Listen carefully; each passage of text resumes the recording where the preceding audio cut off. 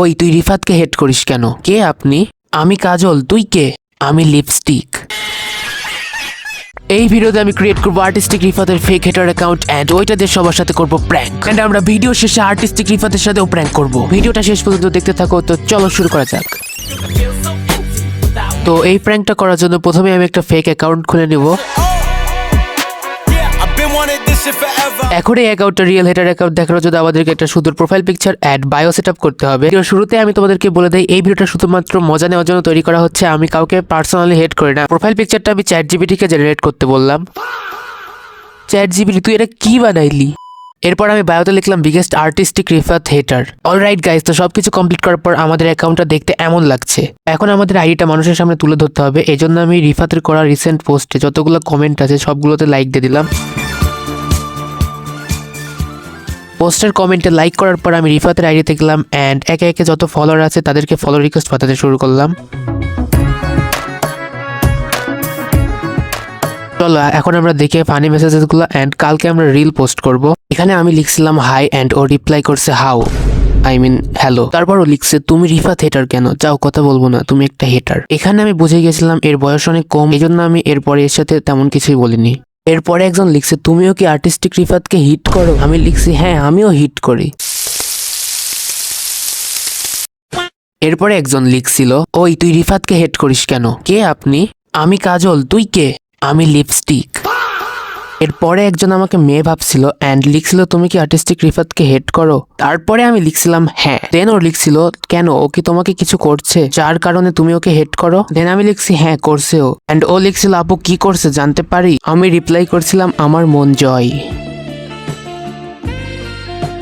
এরপর একটা আসল হেটার আমাকে মেসেজ করছিল, ও লিখছিল যে আর্টিস্টিক রিফাতকে নিয়ে ফালতু ভিডিও বানাতে অ্যান্ড বলতে। আমি ওরা জিজ্ঞাসিলাম কি ফালতু বলা যায় অ্যান্ড ও বলে আগলি এডিট বানাতে পোস্ট করতে। মানে মানুষ রিফাতকে শখে শখে হেট করে, আর যারা হেট করে তাদের মাথার মধ্যে তো আসলে গু।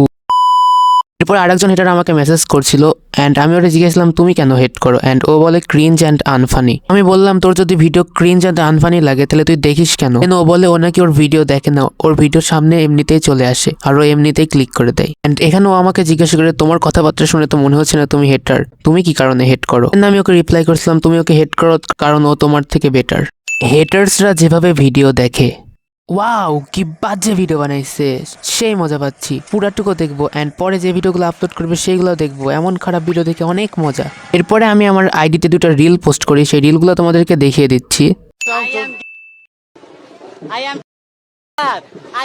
Hey, y'all, come look at this.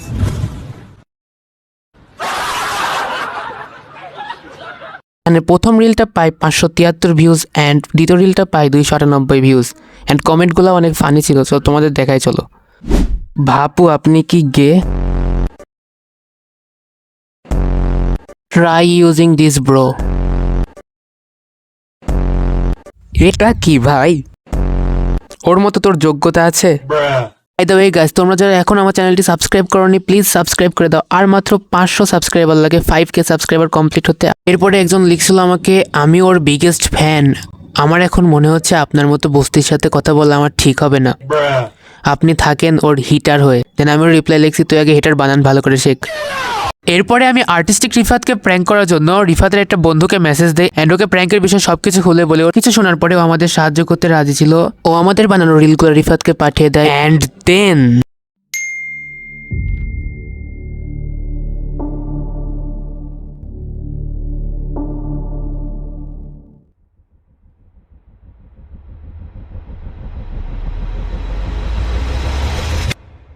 Full video ইউটিউবে কবে পাবো?